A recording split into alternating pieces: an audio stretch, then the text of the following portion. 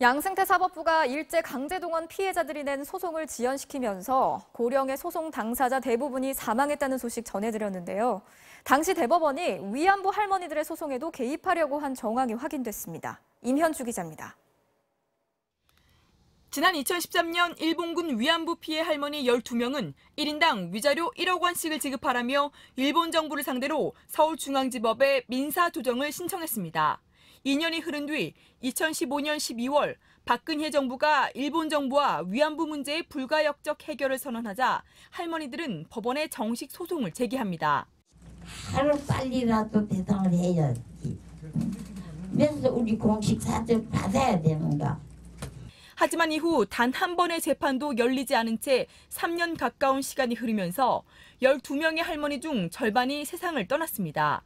그런데 2015년 한일 위안부 합의 직후 양승태 대법원이 작성한 문건에는 소송을 기각하거나 각하한다는 내용이 담겨 있던 걸로 확인됐습니다. 소송이 무효화되지 않을 경우를 대비해 소멸시효나 대일협정상 청구권 소멸로 기각하는 게 바람직하다는 의견을 제시한 겁니다. 문건 내용이 알려지면서 당시 법원행정처가 상고법원과 법관 해외 파견 확대 등을 관철시키기 위해 박근혜 정부의 외교 정책에 맞춰 위안부 할머니들의 소송에도 개입하려 했다는 비판이 확산되고 있습니다. 검찰은 당시 법원행정처가 작성한 위안부 소송 관련 문건을 확보해 재판 개입 혐의에 대해 수사를 확대하고 있습니다. MBC 뉴스 임현주입니다.